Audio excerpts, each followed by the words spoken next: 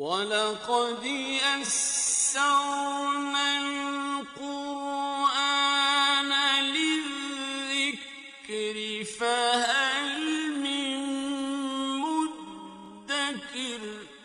اور ہم نے قرآن کو سمجھنے کے لیے آسان کر دیا، تو کوئی ہے جو سوچے سمجھے۔ صوت القرآن، قرآن کی آواز۔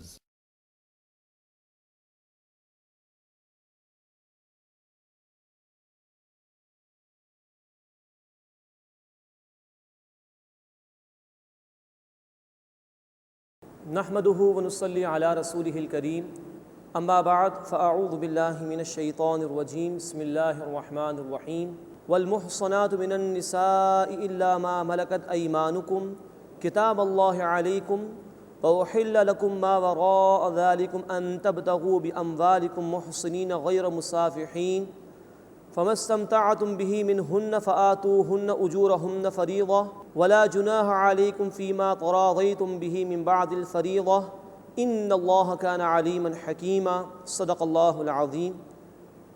سورہ النساء آیت نمبر 24 سے ہم اپنا مطالعہ شروع کر رہے ہیں۔ گزشتہ آیات میں محرمات ابدیہ کا بیان ہوا تھا، یعنی ایسی خواتین جن سے کبھی بھی کسی مرد کا نکاح نہیں ہو سکتا، لیکن اب بیان ہو رہا ہے عارضی محرمات کا، جس کا مفہوم یہ ہے کہ کچھ خواتین جو کہ ابھی کسی کے نکاح میں ہوں تو ان سے شادی نہیں ہو سکتی، لیکن اگر وہ نکاح ختم ہو جائے طلاق یا اس شوہر کی موت کی وجہ سے تو پھر ان سے نکاح ہو سکتا ہے۔ ان کو کہا جاتا ہے محرمات عارضیہ۔ ابھی کیونکہ ایک عورت کسی کے نکاح میں ہے تو ایک شخص اس سے نکاح نہیں کر سکتا جب تک کہ یہ نکاح کا معاملہ ختم نہ ہو جائے۔ فرمایا کہ والمحصنات من النساء، اور خامند والی عورتیں حرام ہیں، یعنی ان سے نکاح نہیں ہو سکتا۔ ہاں، یہ بات بھی نوٹ کرنے کی ہے کہ جو محرمات ابدیہ ہیں جس سے کبھی بھی نکاح نہیں ہو سکتا، ان سے بھی پردے کا معاملہ ویسا نہیں کہ جیسے عام خواتین سے ہے، لیکن جو محرمات عارضیہ ہیں، اب یہ ایک عارضی حرمت یہ ہے کہ اب یہ عورت کسی کے نکاح میں ہے، لیکن ان سے پردے کے احکامات مکمل اعتبار سے ہوں گے، جس میں ایک عورت کو چہرہ بھی چھپانا ہوگا، پورے جسم کو ڈھانپنا ہوتا ہے۔ والمحصنات من النساء، اور خامند والی عورتیں بھی حرام ہیں، الا ما ملکت ایمانکم، سوائے وہ کنیزیں کہ جن کے تم مالک ہو جاؤ۔ کتاب اللہ علیکم، یہ اللہ کا حکم ہے، اس نے تم پر فرض فرمایا ہے۔ اب یہاں نوٹ کیجئے اس بات کو کہ کنیزوں کے متعلق یہ بات ارشاد فرمائی گئی کہ اگر کسی جگہ اسلامی حکومت کے تحت صحیح اسلامی شرائط کے تحت قتال ہو اور میدان جنگ میں کچھ عورتیں ہاتھ آ جائیں، غلام بھی آ جایا کرتے ہیں، اور یہ عورتیں پھر مسلمانوں میں جو کہ قتال کرنے والے مجاہدین ہیں ان میں اگر ڈسٹریبیوٹ ہو جائیں تو یہ ان کی کنیزیں قرار پائیں گی۔ اگر یہ عورتیں آلریڈی کسی سے شادی شدہ بھی تھیں تو ان سے نکاح کرنا ضروری نہیں ہوتا ایک شخص کو تعلق قائم کرنے کے لیے، صرف اتنا ضرور ہے کہ ان کے اوپر جو حیض کے ایام ہیں وہ گزر جائیں، اس کے بعد ان سے ایک شخص تعلق قائم کر سکتا ہے۔ اب اس بات کی وضاحت ضروری ہے، یہ وہ نقطہ ہے ہمارے دین کی تعلیم کا جس پر خاصا اعتراض کیا جاتا ہے کہ یہ کیا کنیزوں کا معاملہ، غلاموں کا معاملہ۔ تو نوٹ فرمائیے کہ اسلام غلامی کو ترویج دینے کے لیے نہیں آیا تھا، وہ ایک ماحول تھا جس میں غلامی آلریڈی موجود تھی 95%۔ اسلام نے تو وہ تعلیمات عطا فرمائی ہیں کہ جس کے ذریعے سے غلامی 0% ہو گئی تھی۔ کہیں کفارے کی صورت میں کہ غلام کو آزاد کرو، کبھی کہا جا رہا ہے جو خود کھاؤ انہیں کھلاؤ، جو خود پہنو انہیں پہناؤ۔ یہ ملازمین کے ساتھ نہیں ہے، یہ غلاموں کے ساتھ ہے، اور اگر ان کے ساتھ تم نے بدسلوکی کی تو قیامت کے دن جواب دہی کرنی پڑے گی۔ یہ تعلیمات دین نے عطا فرمائی تھیں اس عارضی مسئلے کو سولو کرنے کے لیے۔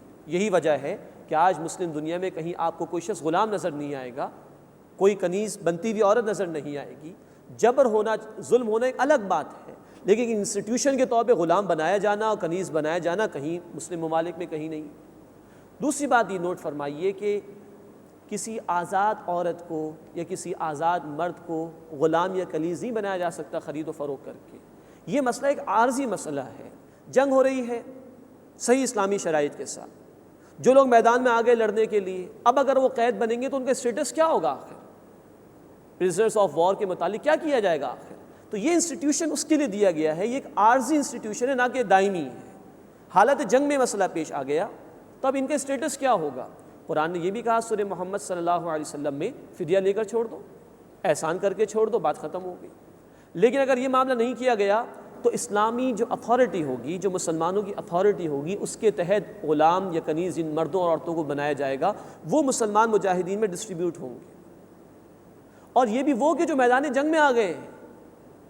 یہ نہیں کہ پوری قوم کو غلام بنا لیا جائے، گھروں میں سے نکال کے غلام اور کنیز بنایا جائے، ایسا نہیں، صرف میدان جنگ۔ پھر جب کنیز اور غلام بن بھی گئے تو اب اور تعلیمات دے دی گئی، احسان کرو ان کے ساتھ، اس سے سلوک کرو ان کے ساتھ، ان کے بارے میں اللہ سے ڈرو، ان کے ساتھ زیادتی کی تو اللہ کے یہاں جواب دینا پڑے گا، جو خود کھا رہے ہو انہیں کھلاؤ، جو خود پہن رہے ہو انہیں پہناؤ۔ ان تمام تعلیمات کے ساتھ یہ چیز دی گئی ہے۔ اس میں یہ ہے کہ اگر کوئی کنیز ہاتھ آ گئی ہے کسی مسلمان کے اور آلریڈی وہ کسی سے پہلے نکاح میں تھی، وہ نکاح ختم ہو گیا اس کا، مسلمان اس سے استفادہ کر سکتا ہے، لیکن نوٹ فرمائیے یہ ایک عارضی مسئلہ ہے، ایک ہنگامی صورتحال میں پیش ہونے والے مسئلے کو ختم کرنے کے لیے عام حالات میں شوہر اور بیوی والا جو عام تعلق ہے اسی کی اجازت ہے۔ تو یہاں فرمایا جا رہا ہے نکاح کی حرمت کے ضمن میں کہ والمحصنات من النساء، جو خامن والی عورتیں وہ حرام ہیں، یہ عارضی طور پر ہیں، الا ما ملکت ایمانکم، سوائے وہ کنیزیں جن کے تم بالغ بن گئے ہو، ان سے تعلق قائم کیا جا سکتا ہے۔ کتاب اللہ علیکم، یہ اللہ کا حکم ہے جو اس نے تم پر فرض فرمایا۔ وَأُحِلَّ لَكُم مَّا وَرَاءَ ذَلِكُم، اور اس کے سوا دیگر عورتیں تمہارے لیے حلال کر دی گئی ہیں۔ وَأُحِلَّ لَكُم مَّا وَرَاءَ ذَلِكُم، اور ان کے سوا تمام عورتیں تمہارے لیے حلال کی گئی ہیں۔ أَن تَبْتَغُوا بِأَمْوَالِكُم مُحْسِنِينَ، بشرطے کہ تم چاہو اپنے مالوں سے قید نکاح میں لانے والے ہوتے ہوئے۔ یہ زندگی بھر کا ایگریمنٹ ہوگا، پھر یہ کوئی عارضی وقتی معاملہ نہیں، وہ حرام ہے ہمارے دین میں۔ 2-4 دن کے لیے نکاح کر لیا، 1 مہینے کے لیے نکاح کر لیا، جس کو متاع کہا جاتا ہے اہل تشیع کی اصطلاح میں، یہ حرام ہے ہمارے دین کے اندر۔ اس کی ممانعت فرما دی رسول اللہ صلی اللہ علیہ وسلم نے حجۃ الوداع کے موقع پر۔ اب یہی ہے کہ زندگی بھر کا ایگریمنٹ ہے۔ اور غیر مصافحین، محض لذت لینے والے ہوتے ہوئے ایسا نہ کرنا۔ نکاح کا جو معاملہ ہے وہ خالی لذت کے حصول کے لیے نہیں، it's a lifetime agreement. اس کی بیسس سے پورا ایک انسٹیٹیوشن ڈیولپ کرنا ہے گھر کا، جس کی بیسس کے اوپر پوری سوسائٹی ڈیولپ ہوگی۔ تو محض لذت کا حصول نہیں ہے بلکہ قید نکاح میں لانا مقصود ہے، لائف ٹائم کا ایگریمنٹ کرنا مقصود ہے۔ فَمَا اسْتَمْتَعْتُم بِهِ مِنْهُنَّ، بس تم میں سے جو ان سے نفع حاصل کر لیں، فَآتُوهُنَّ أُجُورَهُنَّ فَرِيضَةً، تو ان کو ان کے مقرر کیے گئے مہر ادا کر دو، یہ اب تمہاری ذمہ داری ہے۔ وَلَا جُنَاحَ عَلَيْكُمْ فِي مَا تَرَاضَيْتُم بِهِ مِن بَعْدِ الْفَرِيضَةِ، اور تم پر اس میں کچھ گناہ نہیں جس پر تم باہم رضامند ہو جاؤ اس کے مقرر کر لینے کے بعد۔ مرد کی ذمہ داری وہ ادا کرے، لیکن عورت اگر معاف کر دے تو ٹھیک ہے، عورت کچھ کمی کر دے تو ٹھیک ہے۔ ان اللہ کان علیما حکیما، بے شک اللہ تعالیٰ خوب علم رکھنے والا، حکمت والا ہے۔ ومن لم یستطع منکم طولا، اور جس کو تم میں سے استطاعت نہ ہو مالی اعتبار سے، ان ینکح المحصنات المؤمنات، کہ وہ مسلمان آزاد خواتین سے نکاح کر سکے، فمما ملکت ایمانکم من فتیاتکم المؤمنات، تو جو مسلمان کنیزیں تمہارے ہاتھ کی ملکیت میں ہوں ان سے نکاح ہو سکتا ہے، لیکن اس کی بھی شرط آگے بیان ہو رہی۔ واللہ اعلم بایمانکم، اور اللہ تمہارے ایمان کو خوب جانتا ہے۔ بعضکم من بعض، تم ایک دوسرے ہی سے ہو، ایک دوسرے ہی کے جنس سے ہو۔ فانکحوہن، ان کنیزوں سے نکاح کر لو، باذن اہلہن، ان کے مالک کی اجازت سے۔ وآتوہن اجورہن بالمعروف، اور ان کو دے دو ان کا مہر دستور کے مطابق۔ اب اس میں چند باتیں نوٹ فرمائی۔ اسلام نے ایسی سوسائٹی قائم کرنے کے لیے نہیں کہا ہے، وہ سوسائٹی آلریڈی ایسی تھی، وہاں کنیزیں موجود تھیں۔ تو ایک شخص جس کے لیے ایک آزاد مسلمان خاتون سے نکاح کرنا ممکن نہیں تھا مالی اعتبار سے، کیونکہ مہر بھی زیادہ ہوگا، اخراجات بھی زیادہ ہوں گے، تو اس کو یہ آپشن دیا گیا کہ وہ چاہے تو کسی کنیز سے نکاح کر لے اس کنیز کے مالک کی اجازت سے۔ یہ عارضی مسئلہ ہے، جہاں تک مالک کا معاملہ ہے وہ اپنی کنیز سے استفادہ کر سکتا ہے، اس کے لیے کوئی نکاح کا مسئلہ نہیں، کوئی مہر کی ادائیگی کا معاملہ نہیں۔ لیکن کوئی اور شخص کسی کنیز سے نکاح کرنا چاہتا ہے جو کسی مالک کی ملکیت میں ہے، تو اس شخص کو اس مالک سے اجازت لینی ہوگی۔ اب اگر وہ مالک اجازت دے دے تو اس سے اس شخص کا نکاح ہو جائے گا، مہر بھی اس کو ادا کرنا ہوگا۔ مزید نوٹ فرمائیے، جب مالک کی اجازت سے کنیز کا نکاح ہو گیا تو اب مالک اس عورت سے استفادہ نہیں کر سکتا، اس سے تعلق قائم نہیں کر سکتا، خدمت لے سکتا ہے وہ الگ بات ہے، لیکن وہ تعلق اب قائم نہیں ہو سکتا، اب اس عورت کا نکاح کہیں اور ہو گیا ہے۔ فَانْكِحُوهُنَّ بِإِذْنِ أَهْلِهِنَّ وَآتُوهُنَّ أُجُورَهُنَّ بِالْمَعْرُوفِ، سو ان کے مالک کی اجازت سے ان سے نکاح کر لو اور ان کو دے دو ان کے مہر دستور کے مطابق، محصنات غیر مصافحات، نکاح کی قید میں لینے والے ہوتے ہوئے، نہ کہ محض لذت کا حصول کرتے ہوئے۔ یہاں بھی یہ کہ یہ نکاح کنیز سے بھی چاہے ہو رہا ہے تو یہ پوری زندگی میں نبھانے کا معاملہ ہوگا، خالی لذت کا حصول نہیں ہے، یہ لائف ٹائم کا ایگریمنٹ ہوگا۔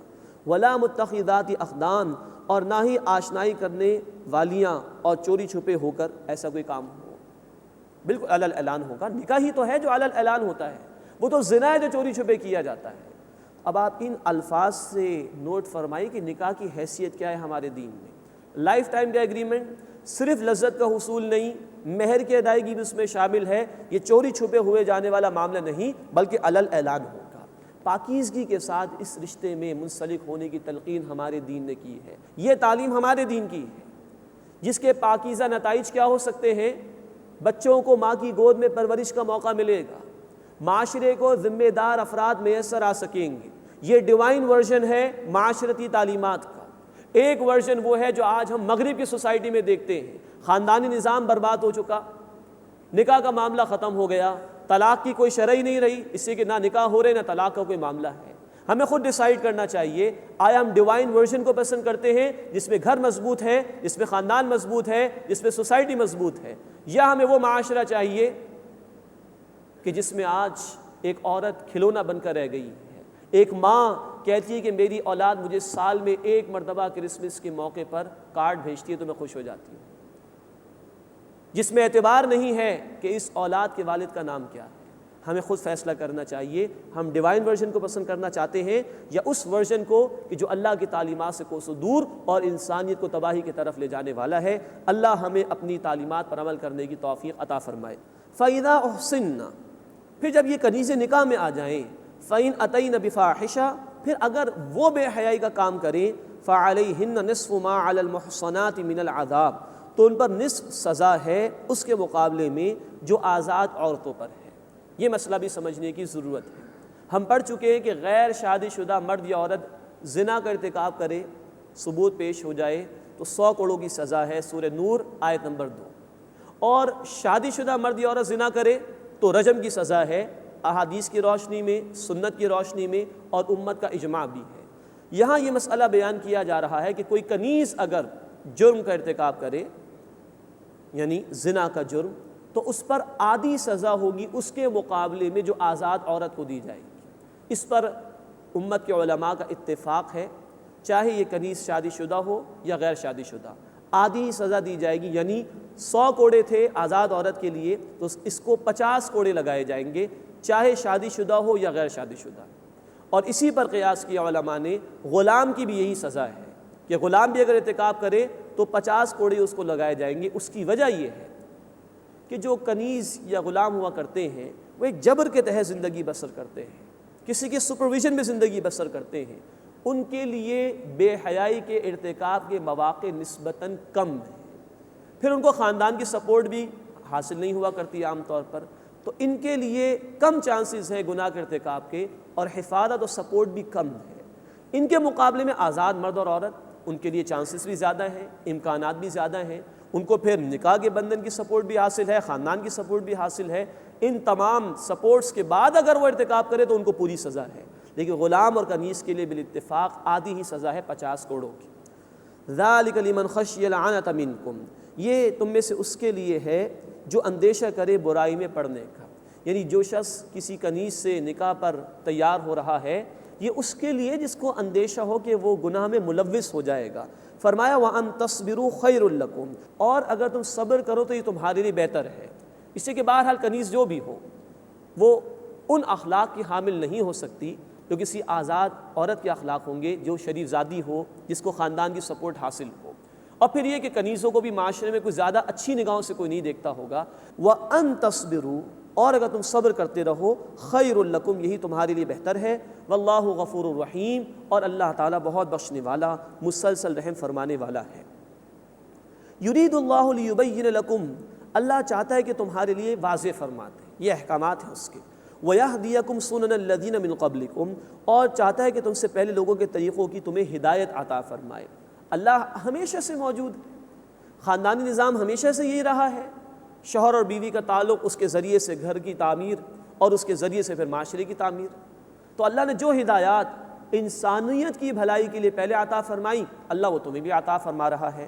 وَيَتُوبَ عَلَيْكُمْ، اور چاہتا ہے کہ تم پر نظر کرم فرمائے۔ وَاللَّهُ عَلِيمٌ حَكِيمٌ، اور اللہ خوب علم رکھنے والا، حکمت والا ہے۔ اللہ تو یہ چاہتا ہے، لیکن جو اللہ کے نافرمان ہیں، خصوصاً یہود کی طرف اور منافقین کی طرف بھی اشارہ ہے، وہ کیا چاہتے ہیں؟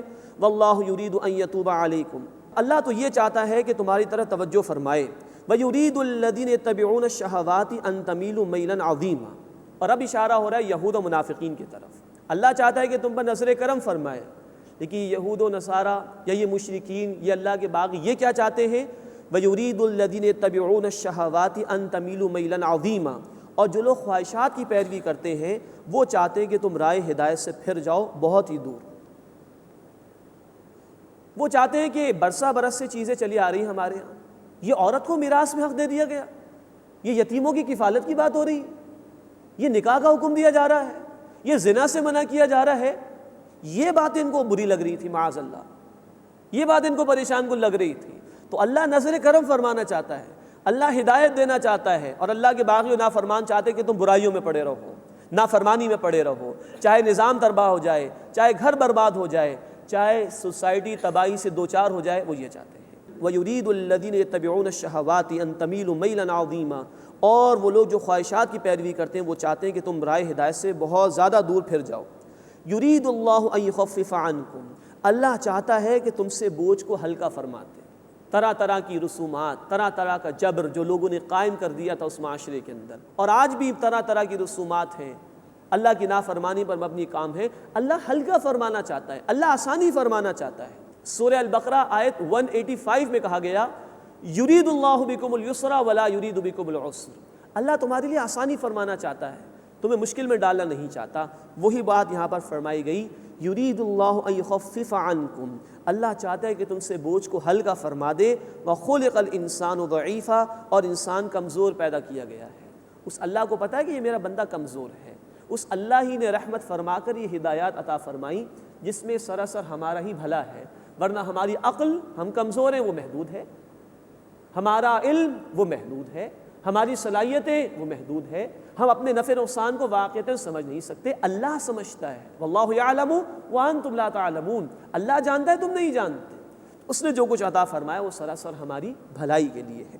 اب حفاظت مال کا ذکر آ رہا ہے، ہم نے دیکھا کہ یتیموں کے حوالے سے بھی گفتگو آئی، پھر عورتوں کے حقوق کے ضمن میں بات آئی، وراثت کے حوالے سے بات آئی، اب حفاظت مال کے ضمن میں ایک اور حکم، یا ایھا الذین آمنوا، اے وہ لوگوں جو ایمان لائے ہو، لا تأکلوا اموالکم بینکم بالباطل، آپس میں اپنے مال ناحق طریقے پر مت کھاؤ۔ اب پہلے انداز دیکھیے قرآن حکیم کا، اپنے مال ناحق طریقے پر نہ کھاؤ، مراد یہ کہ جب تم کسی بھائی کا مال کھاؤ گے وہ تمہارا مسلمان بھائی، کسی سے رشوت لے رہے ہو، کسی کی زمین ہڑپ کر رہے ہو، کسی کو ملاوٹ کر کے مال بیچ رہے ہو، کسی کو دھوکہ دے کر کوئی نفع لے رہے ہو، تو یہ کون ہے؟ یہ تمہارا بھائی ہے، تو گویا اس کا مال کھا رہے ہو تو اپنا ہی مال کھا رہے ہو، اس امت کو نقصان پہنچا رہے ہو۔ یہ اپیلنگ انداز ہے قرآن کا، یا ایھا الذین آمنوا، اے وہ لوگوں جو ایمان لائے ہو، لا تأکلوا اموالکم بینکم بالباطل، اپنے مال آپس میں ناحق طریقے پر نہ کھاؤ۔ اللہ کے رسول صلی اللہ علیہ وسلم نے فرمایا، مسلم شریف کی روایت ہے کہ دعا کی قبولیت میں سب سے بڑی رکاوٹ مال حرام ہے، قبول نہیں ہوتی دعا۔ ایک اور روایت ہے مسند احمد میں، آپ صلی اللہ علیہ وسلم نے فرمایا، حرام مال سے پلا ہوا جسم جہنم کا ہی مستحق ہے، وہ جنت میں داخل نہیں ہو سکتا۔ اللہ ہمیں رزق حلال کی توفیق عطا فرمائے اور اسی پر قناعت کرنے کی توفیق عطا فرمائے۔ الا ان تکون تجارۃ عن تراض منکم، سوائے یہ کہ تمہاری آپس کی رضامندی سے کوئی تجارت ہو، وہی پروفٹ اینڈ لاس شیئرنگ ہو، پرچیزنگ ہو، سیلنگ ہو، اور باہمی رضامندی سے ہو، کوئی انڈیو ایڈوانٹیج نہ لیا جائے، کوئی انڈیو انفلوئنس نہ ہو کسی کے اوپر، باہمی رضامندی سے تجارت کر لو، یہ جائز ہے۔ اس کے بعد حرمت جان، حفاظت جان کے حوالے سے حکم دیا جا رہا ہے، ولا تقتلوا انفسکم، اور اپنے آپ کو قتل نہ کرو۔ پھر سماعت فرمائیے، ترجمہ یہی ہوگا اس کا، اپنے آپ کو قتل نہ کرو۔ حالانکہ انسان کسی دوسرے کو یہ قتل کرے گا، مراد کیا ہے؟ تم اپنے کسی بھائی کو قتل کر رہے ہو تو یہ کون ہے؟ اگر مسلمان ہے تو اس امت مسلمہ کا حصہ ہے، تم اور وہ مل کر امت بنتے ہو، تو اپنے بھائیوں کو قتل مت کرو۔ پھر سوچو، آج ایک بھائی کو قتل کر رہے ہو، جو عورت بیوہ ہوگی اس کا وبال تم پر جائے گا کہ نہیں؟ جو بچے یتیم ہوں گے اس کا وبال تم پر جائے گا کہ نہیں؟ وَلَا تَقْتُلُوا أَنفُسَكُمْ، اپنے آپ کو قتل نہ کرو۔ وہ بیوہ ہونے والی بھی تمہاری بہن ہے دینی اعتبار سے، وہ یتیم ہونے والے بچے بھی تمہاری بچے ہیں دینی اعتبار سے۔ وَلَا تَقْتُلُوا أَنفُسَكُمْ، اپنے آپ کو قتل نہ کرو۔ إِنَّ اللَّهَ كَانَ بِكُمْ رَحِيمًا، بے شک اللہ تعالیٰ تم پر بہت رحم فرمانے والا ہے۔ اس کے بعد بڑی سخت سزا بیان کی جا رہی ہے جو کسی کو قتل کر دے اس کے لیے۔ وَمَن يَفْعَلْ ذَلِكَ عُدْوَانًا وَظُلْمًا، جو شخص یہ زیادتی کرتے ہوئے اور ظلم کے ساتھ کرے گا کہ کسی کو قتل کر دے، فَسَوْفَ نُصْلِيهِ نَارًا، پس قریب ہم اس کو آگ میں ڈالیں گے۔ وَكَانَ ذَلِكَ عَلَى اللَّهِ يَسِيرًا، اور یہ بات اللہ تعالیٰ پر بہت آسان ہے۔ اللہ ہمیں توفیق عطا فرمائے کہ یہ جو احکامات اللہ ہمیں دے رہا ہے ہمارے مالوں کی حفاظت کے لیے، ہماری جانوں کی حفاظت کے لیے، ہم اس کو مانیں اور ان کے تقاضوں پر عمل کریں۔ آج کے فسادات، آج کے انتشار کا حل یہ ہے کہ اللہ کی ان تعلیمات کو عام کیا جائے معاشرے کے اندر، جس سے ہر ایک کی جان محفوظ ہوگی، ہر ایک کا مال محفوظ ہوگا، ہر ایک کی عزت اور آبرو محفوظ ہوگی۔ ان تجتنبوا کبائر ما تنہون عنہ نکفر عنکم سیئاتکم، اب بڑی اہم ہدایت دی جا رہی ہے گناہوں کے ضمن میں کیا رویہ ہونا چاہیے۔ فرمایا اگر تم بڑے بڑے گناہوں سے بچتے رہو جن سے تمہیں منع کیا گیا ہے تو ہم تم سے تمہارے چھوٹے چھوٹے گناہوں کو دور کر دیں گے۔ وَنُدْخِلْكُمْ مُدْخَلًا كَرِيمًا، اور ہم تمہیں عزت کے مقام میں داخل کریں گے۔ یہ مضمون اتنا اہم ہے کہ دو اور مقامات پر قرآن حکیم میں آیا ہے۔ مزید مضمون آیا سورہ الشورى آیت نمبر 37 اور سورہ النجم آیت نمبر 32 میں کہ اگر کبیرہ گناہوں سے، بڑے بڑے گناہوں سے بچتے رہو گے تو چھوٹے چھوٹے گناہوں کو معاف کر دیں گے۔ کبیرہ گناہ وہ کہ جن پر اللہ تعالیٰ نے یا اللہ کے رسول صلی اللہ علیہ وسلم نے دنیا میں یا آخرت میں کوئی عذاب بیان کیا ہو، یا دنیا اور آخرت میں لعنت فرمائی ہو، ایسے گناہ کبیرہ گناہ میں شمار کیے جاتے ہیں۔ اب ایک بندہ مومن کی حس یہ ہونی چاہیے کہ وہ زیادہ حساس ہو اور سینسٹیو ہو بڑے بڑے گناہوں کے معاملے میں، گو کہ چھوٹے چھوٹے گناہوں کو بھی ترک کر دینا چاہیے۔ علماء نے فرمایا کہ چھوٹا گناہ بھی اگر مستقلاً کیا جائے تو وہ کبیرہ میں شمار ہو سکتا ہے، ڈرتے رہنا چاہیے۔ لیکن یہ اللہ نے رحمت فرمائی، اگر بڑے گناہوں کے متعلق تم سینسٹیو ہو جاؤ، بچتے رہو، تو چھوٹے گناہوں کو میں ایسے ہی معاف کر دوں گا۔ اس لیے کہ گناہوں سے بچنا بھی ایک بہت بڑی نیکی ہے، اس نیکی کے توفیل اللہ چھوٹے گناہوں کو معاف فرما دے گا۔ تو ہمیں زیادہ حساس ہونا چاہیے، زیادہ سینسٹیو ہونا چاہیے بڑے گناہوں کے متعلق۔ انسان مستحبات کے چکر میں زیادہ پریشان ہو جائے، چھوٹی چھوٹی نیکیوں کے معاملے میں زیادہ پریشان ہو جائے اور بہت بڑے گناہ کا ارتکاب کر رہا ہو۔ مثال کے طور پر نوافل کے متعلق بہت زیادہ پابندی ہو رہی ہے، اچھی بات ہے، لیکن ممکن ہے کہ یہی شخص مال حرام میں ملوث ہو تو عبادت قبول نہیں ہوگی۔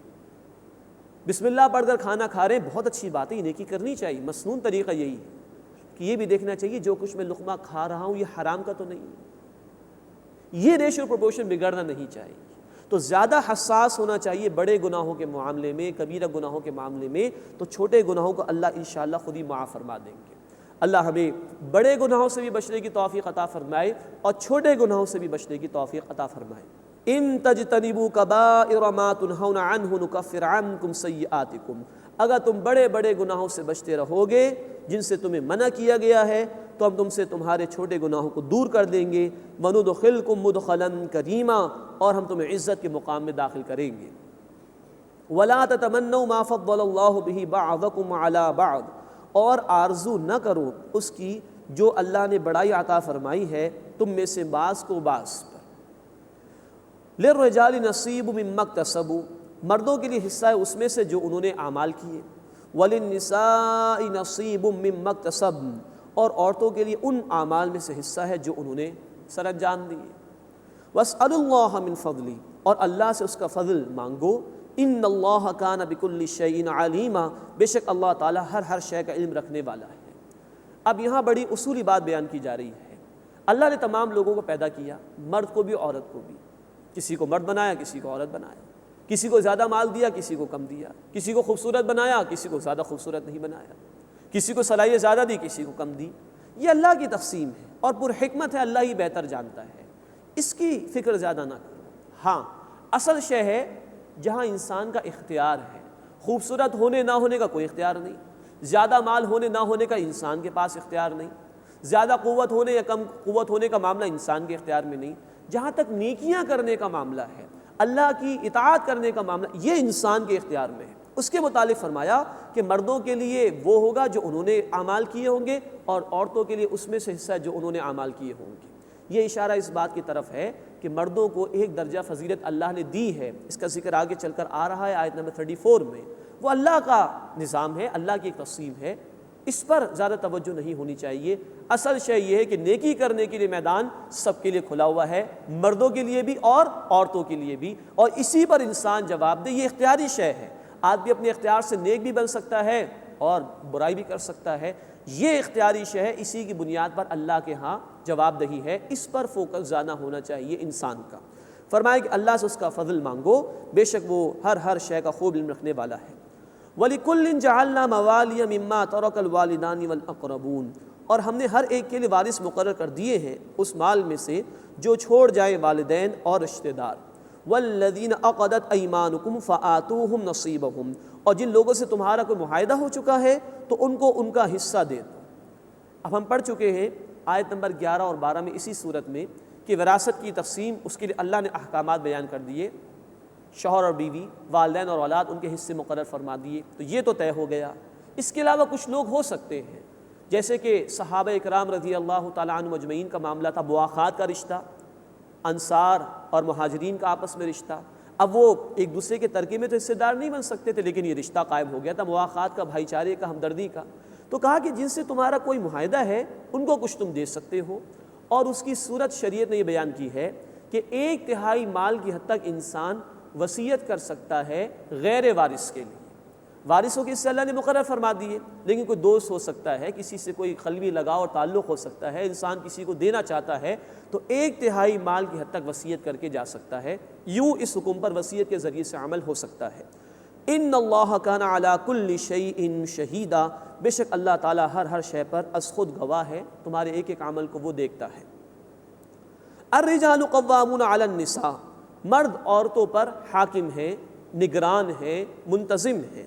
بما فضل اللہ بعضهم علی بعض، اس سے کہ اللہ نے بعض کو بعض پر فضیلت عطا فرمائی ہے۔ وبما انفقوا من اموالہم، اور اس لیے کہ انہوں نے اپنے مال میں سے خرچ کیا۔ اب یہ آیت بھی بعض لوگوں کے لیے سمجھنا بڑی دشوار ہو جاتی ہے کہ مردوں کو حاکم بنا دیا گیا تو گویا عورتوں کی تذلیل کی جا رہی ہے، معاذ اللہ ثم معاذ اللہ۔ یا خواتین سمجھتی کہ مردوں کو ایک درجہ اوپر رکھ کے ہمیں کمتر ثابت کیا جا رہا ہے، معاذ اللہ ثم معاذ اللہ۔ یہ اللہ کا حکم ہے، پہلی بات تو ہمیں تسلیم کرنا چاہیے۔ الرجال قوامون علی النساء، قوام کے معنی حاکم کے بھی ہیں۔ حاکم ایک ریاست کا انتظام سنبھالتا ہے تو ذمہ دار ہوتا ہے وہ، اس کے معنی منتظم کے بھی ہیں، مینیجر کے بھی ہیں، یعنی گھر کا انتظام کرنے والا۔ تو اللہ تعالیٰ نے مرد کو ایک درجہ اوپر رکھا ہے گھر کے نظام کو چلانے کے لیے۔ دنیا کے ہر ادارے کے اندر اس ادارے کو آرگنائزڈ وے میں چلانے کے لیے ضرورت ہوتی ہے کہ فائنل اتھارٹی کسی ایک فرد واحد کے پاس ہو، تبھی ادارہ صحیح طور پر کام کر سکے گا۔ کسی بھی ملک کے 2 وزیر اعظم نہیں ہو سکتے، اگر ہو جائیں تو انتشار ہوگا۔ کسی بھی ملک کے 2 صدر نہیں ہو سکتے، اگر ہو جائیں تو نظام بگڑ جائے گا۔ ایک ہی ہوتا ہے ٹاپ پر۔ تو گھر میں ایک درجہ اوپر رکھا گیا مرد کو، اور اس کی وجہ بھی بیان کی گئی، بما فضل اللہ بعضهم علی بعض، اس لیے کہ اللہ نے بعض کو بعض پر فضیلت عطا فرمائی ہے۔ وبما انفقوا من اموالہم، اور اس لیے کہ انہوں نے اپنے مال میں سے خرچ کیا۔ فضیلت یہ ہے کہ خاص طور پر جو باہر کے کام ہیں جس میں جسمانی مشقت زیادہ درکار ہے، اس سے مناسبت رکھتا ہوا جسم اور صلاحیت اللہ نے مرد کو عطا فرمائی۔ عورت کو اللہ نے مامتا دی ہے اور نرمی اس کی مزاج میں رکھی ہے جو مناسبت رکھتی ہے بچوں کی تربیت اور پرورش کے ساتھ۔ تو باہر کے کام نسبتاً مشقت والے وہ مرد کے حوالے کیے گئے۔ پھر یہ کہ مرد ہی ہے جو مہر بھی ادا کرتا ہے، بیوی کا نان نفقہ بھی ادا کرتا ہے، بچوں کی پرورش بھی کرتا ہے، پورے گھر کا نظام چلاتا ہے، خرچ کرتا ہے، کما کر لاتا ہے، وہی مناسب تھا اس بات کے کہ اس کو گھر کا منتظم بنایا جائے۔ اور انہی الفاظ میں نوٹ فرمائیے، خواتین کی تکریم بھی ہے کہ تم اپنے گھر پر بیٹھ کر رہو اور تمہاری ضروریات تمہارے ڈور اسٹیپ پر تمہیں پہنچائے جائیں۔ گویا باہر کی معاشی مصروفیات، مشقتیں، اور جس میں نہ جانے کتنے گناہوں کا ارتکاب بھی ہو سکتا ہے، کتنے مصائب آ سکتے، ان سب سے محفوظ کر دیا عورت کو اللہ تعالیٰ۔ یہ ہے ڈیوائن ورژن، جس میں عورت گھر میں رہے، اس کی ضروریات اس کے گھر میں آ کر مل جائیں اس کو، اور گھر کی ملکہ بن کر بیٹھ جائے۔ ایک ورژن وہ ہے جو آج ترقی کے نام پر، شوبز کے نام پر عورت کے ساتھ کیا جا رہا ہے ویسٹرن سوسائٹیز کے اندر، کہ عورت کو گھر سے باہر نکال کر باہر کھڑا کر دیا گیا۔ وہ بچے بھی پالے، وہ گھر کی ضروریات بھی پوری کرے، اور وہ کاروبار بھی کرے، وہ مسکراہٹیں بھی بکھیرتے رہے لوگوں کے سامنے۔ کیا بھیانک نتائج نکل رہے وہاں پر، وہ ہمارے سامنے ہے کہ خاندانی نظام برباد ہو چکا۔ گورباچوف کو کہنا پڑا اب ہمیں ایک ایسی تحریک چلانی چاہیے کہ جو عورت گھر سے باہر آ گئی ہے اس کو دوبارہ اس کے گھر میں اس کو پہنچا دیا جائے۔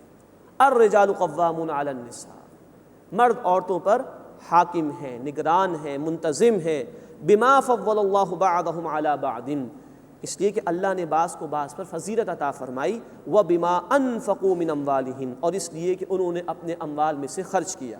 اب اس کے بعد عورتوں کا ذکر آ رہا ہے، نیک بیویوں کا ذکر آ رہا ہے۔ وہ کیسی ہوتی ہیں؟ فرمایا فالصالحات قانتات حافظات للغیب بما حفظ اللہ، بس جو نیک عورتیں ہیں وہ تابع فرمان ہیں، عدم موجودگی میں حفاظت کرنے والی ہیں اللہ کی حفاظت سے۔ نیک بیویاں اپنے شوہروں کی فرما بردار ہوتی ہیں، اور ان کی غیر موجودگی میں اللہ کی حفاظت سے، اللہ کے حکم کے تحت گھر اور بچوں اور مال کی حفاظت کرتی ہیں۔ یہ ہے جو عورت کا اصل مقام ہے۔ اللہ کے رسول صلی اللہ علیہ وسلم فرماتے ہیں اگر اللہ کے بعد کسی کو سجدہ کرنے کی اجازت ہوتی تو میں بیویوں کو حکم دیتا کہ وہ اپنے شوہروں کو سجدہ کریں۔ اندازہ کیجئے اس چیز کا، یوں اللہ رب العزت نے دونوں کو بیلنس کیا، مرد کے مقام کو بھی بیان کیا، عورت کے مقام کو بھی بیان کر دیا۔ مرد کی فضیلت کا بھی ذکر آ گیا، عورتوں کی تکریم کا بیان بھی آ گیا۔ اس کے بعد گھریلو معاملات کے اندر کبھی نزاع پیدا ہو جاتا ہے، کبھی ناشاکی پیدا ہو جاتی ہے، تو شریعت نے اس نظام کو، گھر کی زندگی کو برقرار رکھنے کے لیے کچھ اسٹیپس عطا کیے ہیں، کچھ تدریجی احکامات عطا کیے ہیں۔ اب اس میں سے کچھ کا بیان اس مقام پر آ رہا ہے۔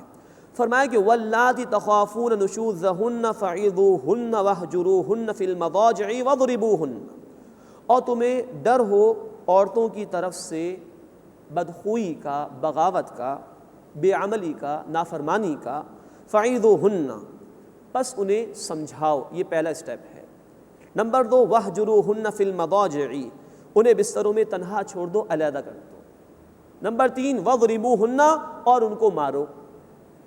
یہ الفاظ بھی آج لوگوں سے ہضم نہیں ہوتے، جدت پسند لوگ، یہ کیسی بات قرآن نے کہہ دی، عورتوں کو مارو پیٹو، ایسی بات ہو رہی ہے قرآن حکیم میں۔ دین کا مزاج اگر سامنے نہ ہو تو اسی طرح کے اشکالات پیدا ہوتے ہیں، اور اللہ رب العزت پر اعتماد نہ ہو تو اسی طرح کی باتیں سامنے آتی کہ یہ بات کیسے آگے قرآن۔ پہلے تسلیم کیجئے کہ اللہ کا حکم ہے، مان لیجئے اللہ رب العزت نے تلقین کی ہے، اس میں حکمتیں۔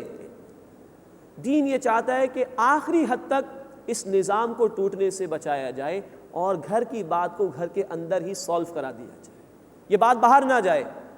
تو مرد کو کہا جا رہا ہے کہ اگر بیوی سے کوئی اندیشہ ہے بغاوت کا، نافرمانی کا، پہلا مرحلہ اسے سمجھاؤ، اس سے بات نہ بنے تو اب بستر میں علیحدہ کر دو، ابھی بھی بات گھر سے باہر نہیں جا رہی، اور اس سے بھی بات نہ بنے تو مارو۔ اب اس مارنے کی تشریح اللہ کے رسول صلی اللہ علیہ وسلم سے ملے گی یا صحابہ کرام رضی اللہ تعالی عنہم اجمعین سے ملے گی؟ اللہ کے رسول صلی اللہ علیہ وسلم نے فرمایا کہ مار ایسی نہ ہو جس سے چوٹ آئے۔ نمبر 2 آپ صلی اللہ علیہ وسلم نے کبھی بھی کسی زوجہ محترمہ پر ہاتھ نہیں اٹھایا۔ نمبر 3 ابن عباس رضی اللہ تعالی عنہ فرماتے ہیں جب اسے پوچھا گیا مار کس چیز سے ہو، انہوں نے مسواک کی ڈنڈی دکھائی گئی، مسواک ایسی ہلکی شے سے مار سکتے ہو، بس یہ تنبیہ، اس کے سوا کچھ بھی نہیں۔ یہ ہے تشریح کی۔ اور یہ بھی کیوں؟ ممکن ہے کسی معاشرے میں، کسی گھر میں کبھی کوئی عورت ایسی ہو کہ اس کو راہ راست پر لانے کے لیے سختی کرنی پڑ جائے. تو قرآن نے آپشن دیا ہے. ضروری نہیں کہ ہر گھر میں ہر مرد یہ کام کرے، ضروری نہیں ہے. یہ قرآن نے ایک آپشن دیا ہے صرف اس لیے اس گھر کے نظام کو انٹیکٹ رکھا جائے جو آج ان معاشروں میں جہاں قرآن کی تعلیمات پر عمل نہیں ہو رہا برباد ہو چکا ہے، خاندانی نظام تباہ ہو چکا ہے. اس خاندانی نظام کو انٹیکٹ رکھنے کے لیے گھر کے اندر یہ 3 اسٹیپس اللہ تعالیٰ نے عطا فرمائے ہیں. فَإِنْ أَطَعْنَكُمْ، فرمایا پھر اگر وہ تمہارا کہا مانے، فَلَا تَبْغُوا عَلَيْهِنَّ سَبِيلًا، تو ان پر کوئی راہ تلاش نہ کرو الزام کے لیے، پھر زبردستی کو ظلم نہ کرنا ان کے اوپر. ان اللہ کان علیٰ کبیرا، بے شک اللہ تعالیٰ بہت بلند سب سے بڑا ہے. یہاں ایک سوال پیدا ہوتا ہے، مرد کو تو امکان ہے کہ بھائی عورت بدچلن ہو سکتی ہے اور عورت جو ہے وہ نافرمانی کر سکتی ہے، تو اس کو یہ سٹیپس دے دیے گئے. یہ بھی تو امکان ہے کہ ایک عورت اپنے مرد سے راضی نہ ہو اور بات نہ بن رہی ہو، تو عورت کو بھی 2 آپشنز دیے گئے ہیں. ایک آپشن دیا گیا سورہ النساء آیت نمبر 128 میں. اگر عورت محسوس کرے کہ شوہر کی اس کی طرف رغبت نہیں ہو رہی، وہ توجہ نہیں کر رہا، تو اپنے حقوق میں کچھ کمی کر دے تاکہ وہ اپنے شوہر کی توجہ حاصل کر لے. یہ پہلا اسٹیپ اس کو دیا گیا. اور اگر بات نہیں بنتی، معاملہ نہیں نپتا، تو ہم پڑھ چکے ہیں سورہ البقرہ آیت نمبر 229 میں کہ خلا کا آپشن عورت کے پاس موجود ہے. گاڑی نہیں چل رہی زندگی کی تو ٹھیک ہے، معاملہ ختم کرنا چاہے عورت تو خلا کا مقدمہ دائر کرے اور معاملہ ختم کر سکتی ہے.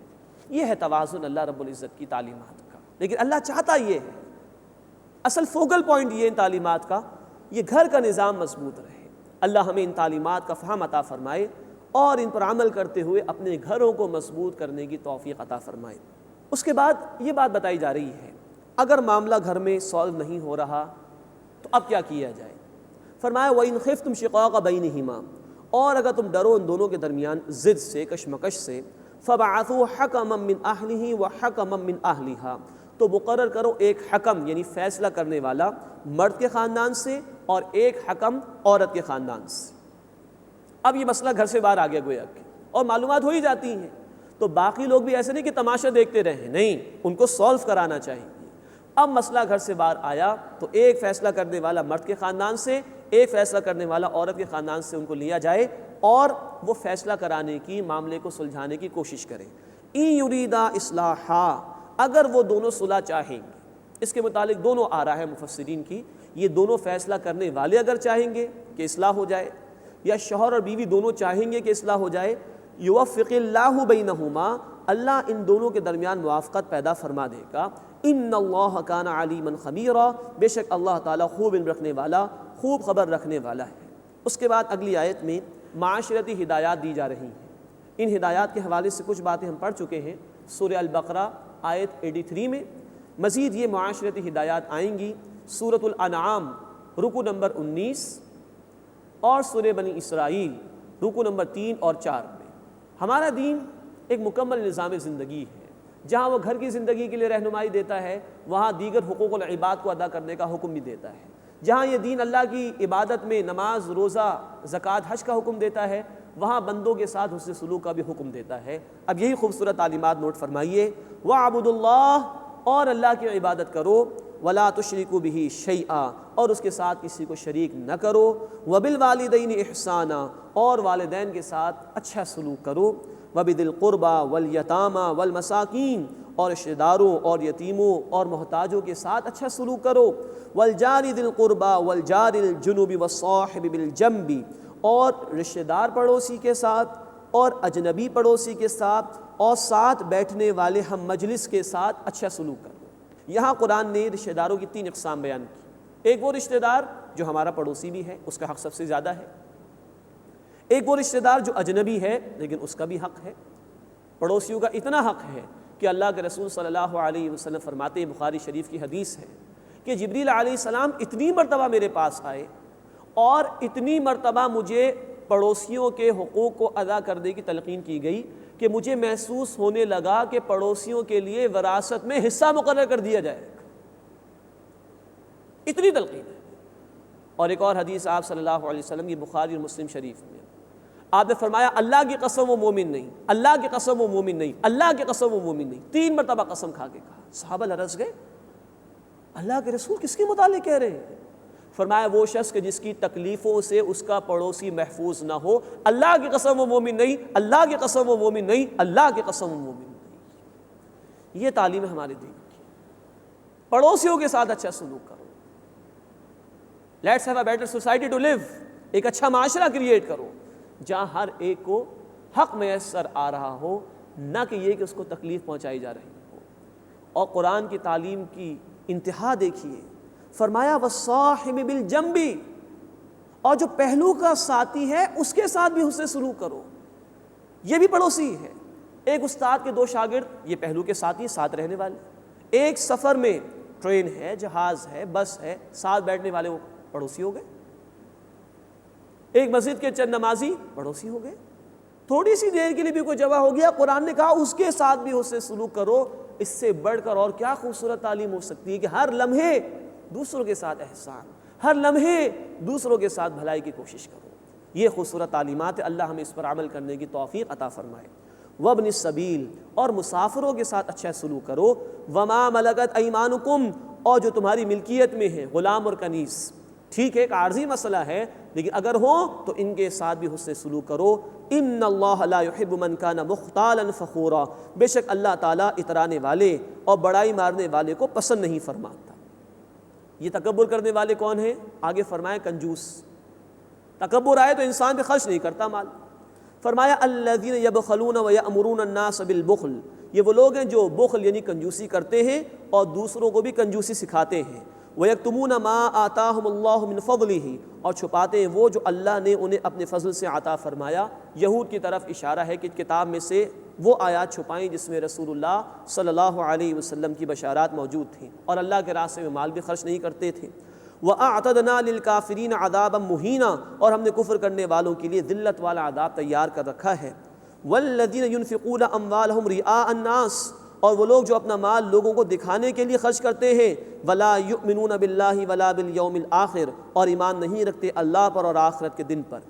سورۃ البقرہ میں بھی ہم پڑھ چکے ہیں کہ دکھاوے کے لیے خرچ کیا جانے والا مال وہ قابل قبول نہیں، اور جو دکھاوے کے لیے خرچ کرتے ہیں ان کا اللہ اور آخرت پر ایمان بھی نہیں۔ اللہ اس سے ہماری حفاظت فرمائے۔ وَمَن يَكُنِ الشَّيْطَانُ لَهُ قَرِينًا فَسَاءَ قَرِينًا، اور جس کا شیطان ساتھی ہو جائے تو وہ بہت ہی برا ساتھی ہے۔ وَمَاذَا عَلَيْهِمْ، اور ان کا کیا نقصان ہوتا، لَوْ آمَنُوا بِاللَّهِ وَالْيَوْمِ الْآخِرِ، اگر وہ ایمان لے آتے اللہ پر اور آخرت کے دن پر۔ وَأَنفَقُوا مِمَّا رَزَقَهُمُ اللَّهُ، اور اس میں سے خرچ کرتے جو اللہ تعالیٰ نے انہیں عطا فرمایا۔ وَكَانَ اللَّهُ بِهِمْ عَلِيمًا، اور اللہ ان کو خوب جاننے والا ہے۔